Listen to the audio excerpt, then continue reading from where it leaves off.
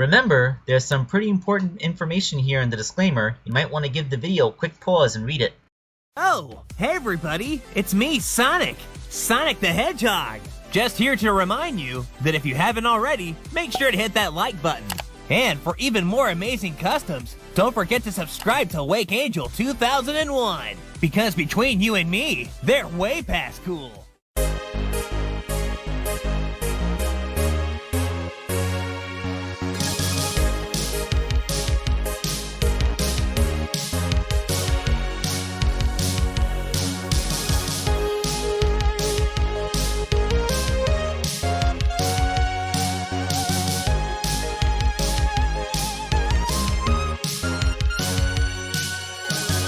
Hello out there, my friends. This is Wake Angel 2001, and I bet some of you are wondering where my custom content is because we're already a third of the way through April and haven't seen any yet, huh? Well, don't worry. I have multiple projects that I'm working on, and here's the first one to reach completion. It's for, give me a second. This is kind of a hard name to read. Zarkenchisonku, from Ink Bunny. I'm just gonna call him Zarken because that's a lot of syllables to read through, and it is a resin printed Princess Sally statue. Now the statue itself is a creation of an Etsy user named Bridget Glossman, whose identification is 3D is sexy, who makes some really awesome 3D printed resin stuff that they sell on Etsy, and yeah, a lot of it is quite sexy. So yeah, the name is accurate. I'll link to the Etsy users page just in case any of you want to purchase this Sally statue or any of the other amazing things that they make. Moving on, Zarkin was able to get 2 of these statues from the Etsy user, and my task was to paint them up as pretty as possible. This video will show me painting only one of them, because I wanted to keep the original one in its standard gray so that they could get a bit of a side-by-side. So, yes, these are the 2 statues, and they arrive dismantled like this. They have a base that they stand on, and then the statues are in various parts. Now, despite being resin printed, there do seem to be some little tiny bubbles that form on the surface. I wasn't sure if I could fill in these little bubbles just with paint, or if I would have to use some material to fill them in. So in the interest of ensuring that it doesn't look like Sally has an unfortunate case of cellulite, I went ahead and used a tiny amount of epoxy to fill in the holes, and try to smooth the figure out. I did it with just this one, and on the other one, I'm going to try and paint it and see what that looks like, and if not, I'll fill in the bubbles again. But yeah, that is a whole thing. So like I said, this statue was already made, and I only had to paint it. Although I did run into some complications, as I learned a lot of stuff about painting resin through this. For one thing, different brands of paint will adhere to it differently. When I initially put on the Vallejo coats, I had to be careful not to touch it after I painted it because it was easy to smear off. So, of course, I went through all the effort of painting it on, and then when I sprayed it with my finishing spray to make sure it wouldn't peel on me, that's when I found out that the Vallejo paints, which are the darker brown and the red of her hair, were very fine being sprayed with it. The beiger paints that I use for her muzzles and the inside of her ear and stuff do not like being sprayed with finish, and they started to peel and crack, looking like a centuries-old fresco all of a sudden. So I had to sand off all of the lighter beige paint and repaint the whole thing. So, yeah. So that led to the interesting process of having to make sure I painted with the brand of paint that needs the sealant first, sealing all that in place, and then painting the paint that doesn't need the sealant.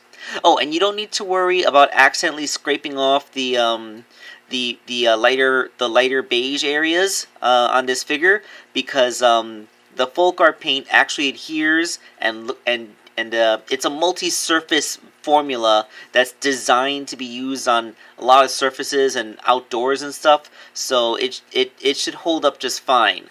The reason I don't use folk art for everything is because it has a tendency to apply a little bit thicker, and it really gets in the way when doing action figures, because it gets into joints and stuff, and it has a tendency to peel and cake.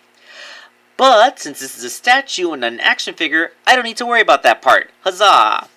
So yeah, like some parts of this are super simple, like the arms, which all just needed to be painted the one color. Although it was kind of funny, like since there's no ideal place to hold these things, I had to paint the arm, then spray and seal that to make sure it wouldn't rub off on me, then hold it by the arm while I painted the hand, and then spray and seal that. So yeah, this is quite a process. Like, this is all just the big painting journey. Although the fact that this is a statue actually does show its benefits here, as since you're not making any accommodation for joints or anything, you get to see like all the great curves and bodaciousness of Princess Sally's body. And now some of you might say that this Sally is over-sexualized, and I say, have you read the Archie comic? She actually did look exactly like this for quite a bit of the run. No, seriously, like with the belly button and the bodacious curves, like this is totally fitting in with how she looked in the comic book for literally years, like years of the comics run. Like, not in the beginning when it was cartoony, or towards the end when they had reconfigured the style so it looked more like official video game artwork, but for a fairly significant part, like the middle third of the comics run, yeah, this is very accurate to the way she looked. As for the base, it is the only request was that it would be painted gold. So it could look like she's standing on a power ring, or perhaps the source of all. Yes, look up the source of all in the comic, like on the Sonic wiki. You'll find out about that, including one of the few times Princess Sally appeared fully nude in the comic book, which means like she took her boots off and you can see her bare feet and what her feet look like. If you're into that kind of thing. Although, funnily enough, when that issue was reprinted for like paperbacks, like the trades, when it was reprinted for the trades, it was edited so that when she went into the source of all, she was wearing her vest and boots. So yeah, like if for people who felt that like it was just too much to have Princess Sally be naked, we have to cover up those feet and put on that open vest that never covered anything before. Because, oh my, somebody think of the children. Alright, I am having way too much fun with the sexiness of this, so let's take a look at the completed statue. On the left, of course, is the one that I painted, with an assembled one on the right. Don't worry, there is no glue holding the one on the right together. It's simply friction together for the purposes of this photo. And it just goes to show what an amazing coat of paint can do to this really good-looking figure. Like I said, the 3D is sexy, does some really good stuff. So, yeah. The only flaw is that, you have to paint it yourself. And Zarken, apparently Zarken has some kind of issue with their hands because of an accident, and can't hold a paintbrush without their hands shaking. So I sympathize for that, but that's why I'm here, to do all your Princess Sally painting needs. And let me tell you, this April is going to work out to be the month of Sally because in addition to this statue and the other statue, which I'm going to start painting now that this one is done, we have another figure of post-Super Genesis Sally that's nearing completion, should be ready in a couple of days, as well as a new wedding cake topper that's going to have Sally as the bride. So yeah, lots of Sally stuff is going to be done this month. And, you know, I do know that there's some people out there that do not like Princess Sally, and, well, I don't want to say that you're objectively wrong in your value system, but, oh no, wait, that's exactly what I want to say. You're objectively wrong in your value system.